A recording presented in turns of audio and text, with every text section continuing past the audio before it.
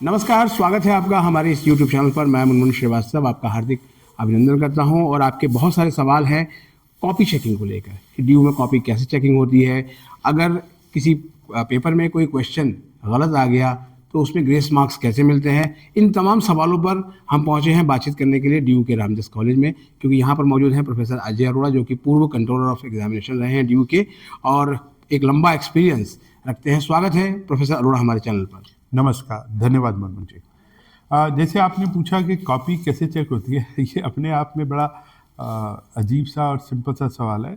Copy वैसे ही check होती है जैसे स्कूल में जब बच्चा लिखता है और जो लिखता है सही लिखता है उसके मार्क्स मिलते हैं, जो गलत लिखता है उसके मार्क्स नहीं मिलते। तो चाहे वो विश्वविद्यालय हो, चाहे महाविद्यालय हो, चाहे कोई भी इवैल्यूएशन का सिस्टम हो, इवैल्यूएशन का सिस्टम वैसे ही रहता है। कभी कभी ऐसा होता है कि एज ए स्टूडेंट मुझे लगता है कि मैंने ठीक लिखा और मुझे मार्क्स कम मिले, ऐसा प्राय हो जाता है। लेकिन अगर हमें अपने आप पे कॉन्फिडेंस है तो दिल्ली विश्वविद्यालय इस प्रॉब्लम का निवारण करने का आपको एक तरीका भी देता है कि आप रीवैल अपना पेपर का करा सकते हैं। लेकिन प्राय ये देखा गया है कि रीवैल कराने में बच्चे के कोई बहुत मार्क्स में बदलाव होता नहीं। इसके दो पहलू हैं कि एक तो हमारे अब मार्क्स नहीं मिलते। अगर पहले मेरे को 50 मार्क्स मिले थे और अब मुझे 55 मार्क्स मिले तो मुझे दिखता है कि मेरे 5 नंबर बढ़े और मुझे लग रहा था मेरे को 55 मिलने चाहिए। एक सिंपल सा एग्जांपल देता हूँ। मान लीजिए मैथमेटिक्स का सवाल किया मैंने, तो मैं बहुत क्लियर होता हूँ कि ये सवाल मैंने किया। लेकिन अगर मैं उसको ग्रेड में देखूँ तो ये हो सकता है कि ग्रेड में जो हमारी रेंज होती है वो पूरे उसकी अगर मैं विंडो की बात करूं तो कई बार आप उसमें 9 नंबर भी जोड़ दीजिए तो भी आप उसी ग्रेड में रहते हैं। तो कभी कभी ये भी होता है और कभी कभी ये भी हो सकता है कि आपके सिर्फ 3 नंबर बढ़े तो आप एक विंडो से एक रेंज से दूसरी रेंज में चले गए और आपको ग्रेड बदल गया। तो कभी कभी बच्चों को ये ऐसा लगता है कि उसके नंबर बढ़े या नहीं बढ़े, और अगर बढ़े तो वो ग्रेड में रिफ्लेक्ट हुए या नहीं हुए। लेकिन ये बात मैं आपके माध्यम से सभी को कहना चाहूँगा कि दिल्ली विश्वविद्यालय एक ऐसा विश्वविद्यालय है कि जिसने अपने 102 वर्ष पूर्ण होने पे 101 कन्वोकेशन की, अर्थात एकेडमिकली बहुत सिंसेरिटी से दिल्ली विश्वविद्यालय के अध्यापक और छात्र भी कहूँगा, क्योंकि अध्यापक नहीं बनता जब तक कि उसके पास आप जैसे अच्छे स्टूडेंट ना हो। तो वो बहुत काम सिंसेरिटी से करते हैं। लेकिन कभी कभी ऐसा भी प्राय नहीं होता, लेकिन कभी कभी ऐसी सिचुएशन आ जाती है कि हमें लगता है कि क्वेश्चन पेपर गलत है और हम जब क्वेश्चन पेपर गलत देखते हैं, मैं स्टूडेंट पॉइंट ऑफ व्यू से कह रहा हूँ, तो हम अपने परीक्षा केंद्र को बोलते हैं कि ये पर्टिकुलर क्वेश्चन गलत है, और परीक्षा केंद्र जो है दिल्ली विश्वविद्यालय के एग्जामिनेशन ब्रांच को अप्रोच करता है और एग्जामिनेशन ब्रांच का जो भी अपना मेथड है देखता है कि कहीं उसमें टाइपिंग एरर तो नहीं रह गया। और कभी कभी झूठ पड़ती है तो जो सब्जेक्ट एक्सपर्ट होते हैं या जो लोग इन्वॉल्व हैं उनसे पूछा जाता है और नेसेसरी करेक्शंस भी हम एग्जामिनेशन ब्रांच जो है दिल्ली यूनिवर्सिटी का वो देता है। लेकिन मान लीजिए सिचुएशन ऐसी आ गई कि टाइम के बाद में पता लगा कि ये क्वेश्चन में गलती है और किसी वजह से वो करेक्शन नहीं हुई। ऐसे केसेस में जब कापियाँ इवेल्युएट होती हैं तो जो भी इवेल्युएशन का सिस्टम है, जो भी लोग इन्वॉल्व होते हैं वो उसको देखते हैं, और कोई भी इस तरह की बच्चों की रिप्रेजेंटेशन जो आती है उसको प्राय एग्जामिनेशन ब्रांच भेजा जाता है, उसके बाद में कंसर्न डिपार्टमेंट को, और वो उसको देखते हैं। और अगर पाया जाए कि क्वेश्चन पेपर में कोई त्रुटि रह गई है तो उसका निवारण कैसे करना है और उसमें कैसे मार्क्स को डिस्ट्रीब्यूट करना है या उसमें कोई ग्रेस मार्क्स देने हैं, ये इवैल्यूएशन से पहले हो जाता है। अगर ये पाया जाए कि क्वेश्चन पेपर में कोई गलती किसी वजह से दिल्ली विश्वविद्यालय के किसी भी आयाम से, चाहे वो स्टूडेंट चाहे वो टीचर हो, चाहे वो प्रिंटिंग की हो या किसी और वजह से रही है, उसका निवारण स्टूडेंट के पॉइंट ऑफ व्यू से इवैल्यूएशन से पहले कर दिया जाता है। तो छात्रों का ये भी सवाल है कि मान लिया कि उन्होंने उस क्वेश्चन को अटेम्प्ट ही नहीं किया, तो नंबर तो अगर कुछ भी मिलना है तो उन्हीं को मिलेगा जिन्होंने अटेम्प्ट किया है।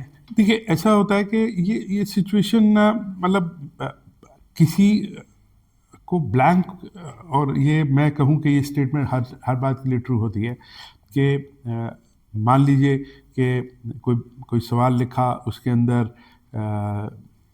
उसका मायने ही बदल गए, या उसके अंदर कोई टाइपिंग एरर हो गया। अब ये कहाँ से पता लगेगा कि मैंने क्योंकि ऑप्शन भी अवेलेबल होती है, अगर मैंने वो रास्ता अपनाया ही नहीं तो उसकी जो गलतियां हैं या जो उसमें प्रॉब्लम है मैंने फेस ही नहीं की, तो उसका तो वो क्लेम नहीं कर सकता। लेकिन अगर उसने वो अटेम्प्ट किया और वो पूरा नहीं कर पाया, या उसको लगा कि जो आंसर आना चाहिए वो गलत आया, तो उस केसेस में हम ने प्राय पाया कि दिल्ली यूनिवर्सिटी उसका बेनिफिट ऑफ डाउट, या डाउट ना भी कहें, अगर गलती है तो उसका एडवांटेज स्टूडेंट को अवश्य देती है। एक सवाल सर जो मैक्सिमम बच्चों ने पूछा है कि अगर एग्ज़ाम में हमने क्वेश्चन पेपर का कोड गलत लिख दिया या फिर सीरियल नंबर ही गलत हो गया, तो फिर जो है इवेल्युएटर जो है वो कैसे देखता है? फिर तो हमारा नंबर नहीं देगा हमें। नहीं, ऐसा होता है कि अगर हमने कोई इंफॉर्मेशन जो हम आंसर बुकलेट पे आंसर शीट के ऊपर लिखते हैं और वो गलत हो जाए, तो उससे कभी कभी हमारे रिज़ल्ट के निकलने में थोड़ी सी डिले हो जाती है। लेकिन क्योंकि ये फिज़िकल कॉपी होती है और हमारे पास कई तरीके होते हैं उसको रिट्रीव करने के, ऐसे केसेस में अगर बच्चा कहता है देखो जी मैंने ये एग्ज़ाम दिया था, तो वो कॉपी ढूंढ के हम वो प्रॉब्लम को सॉल्व कर लेते हैं। कई बार बच्चे ने यूपीसी गलत लिख दिया और वो यूपीसी में उसने एग्ज़ामिनेशन फॉर्म में नहीं है, मिसमैच है, तो इसको हम अपनी एग्ज़ामिनेशन ब्रांच जो नॉर्मली वर्ड यूज़ करता है रिज़ल्ट लेटर या रिज़ल्ट अवेटेड करके हम वेट कर लेते हैं, और उसके बाद में जब बच्चा अप्रोच करता है तो उसकी फ़िज़िकल कॉपी ढूंढी जाती है और उसमें जो त्रुटि होती है उसको निवारण करके उसका रिज़ल्ट निकाल दिया जाता है। एक सवाल सर जो है वो मैक्सिमम स्टूडेंट्स ने पूछा है कि हमने बहुत कॉपी भर भर के जो है वो भरी थी और बहुत सारी कंटिन्यूएशन सीट ली, फिर भी हमारे नंबर ऐसा नहीं है कि आई विश कि मार्क्स जो है वो तोल के दिए जाते, मार्क्स तोल के नहीं दिए जाते। मार्क्स दिए जाते हैं कि आपने उसमें लिखा क्या है, और हर सब्जेक्ट का जो मेन पॉइंट होते हैं, और मैंने बताया ना इवैल्यूएशन होता है आपके कंटेंट पे। ये भी हो सकता है कि आपने 5 लाइनों में वो लिखा और जो 50 लाइनों में किसी ने नहीं लिखा, तो इसलिए ये भर भर की कॉपी लिखने का कंसेप्ट कभी नहीं, दिल्ली विश्वविद्यालय में तो नॉर्मली उसका कोई एडवांटेज नहीं होता। आप सही लिखिए, अच्छा लिखिए और साफ लिखिए। कई बार हम बहुत साफ नहीं लिखते हैं और हम ये मान के चलते हैं कि वो, क्योंकि जो चेक कर रहा है उसको तो आंसर आता है, वो हमारी ऐसी भाषा को या ऐसी हैंडराइटिंग को पहचान लेगा। तो मेरी आप लोगों से, आपके माध्यम से विनती है कि साफ लिखिए, स्वच्छ लिखिए और क्लियर लिखिए सब्जेक्ट वाइज, तो आपको मार्क्स मिलेंगे।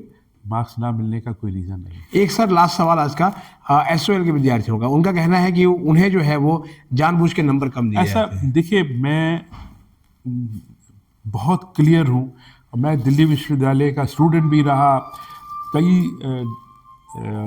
दिल्ली विश्वविद्यालय से कई तरीके से जुड़ा रहा, कई तरीके से मैंने दिल्ली विश्वविद्यालय में अपनी सेवाएं दी, सीखने का मौका भी मिला। मैं इस बात को आज नहीं, कई बार आपके माध्यम से भी और कभी कभी दिल्ली विश्वविद्यालय की कई कमेटीज़ में बहुत गर्व से कहता हूँ कि हमने देखे हैं कि दिल्ली विश्वविद्यालय में एसएल के बच्चे भी रेगुलर से बेटर रिजल्ट निकाल के गोल्ड मेडल भी होते हैं। कृपया करके दिल्ली यूनिवर्सिटी की कन्वोकेशन जो फरवरी 26 लास्ट सैटरडे को होने वाली है वहाँ के देखिएगा। हर साल कोई ना कोई बच्चा किसी ना किसी कोर्स का, चाहे वो लाइब्रेरी साइंस हो, चाहे वो एमए पॉलिटिकल साइंस हो, और मैं तो पुराना केस ये जाता हूँ ग्रेजुएशन इंग्लिश ऑनर्स, बहुत सारे कोर्सेज में वो गोल्ड मेडल मिलते हैं। तो एग्जामिनर कभी ये नहीं देखता कि वो कौन सा बच्चा है, किस कॉलेज का है, रेगुलर का है, एनसीवेब का है। मेरे बहुत से केसेस ऐसे जानता हूँ कि एनसीवेब से पढ़ी हुई बच्चियाँ आज हमारे साथ में टीचर हैं। जो टीचर उस वहाँ से निकल के आया है वो कैसे उस सिस्टम करेगा। ये तो मैं बिल्कुल इस बात का मैं विरोधी कम होता हूँ किसी भी बात का, लेकिन इस बात के लिए मैं बहुत क्लियर हूँ कि दिल्ली विश्वविद्यालय में मैंने पहले भी कहा कि हमारे लिए चाहे वो एसओएल हो, चाहे वो एनसीवेब हो या रेगुलर हो, कभी कभी एक्सटर्नल सेल भी होता था, हम सारे को इवैल्यूएशन होता है उसके कंटेंट से, उसकी कॉपी में सही या गलत लिखने से, वो किस जगह का है उससे उसका कोई लेना देना नहीं। बहुत बहुत धन्यवाद सर, कॉपी चेकिंग को इतने आसान शब्दों में विद्यार्थियों को समझाने के लिए। नमस्कार, धन्यवाद।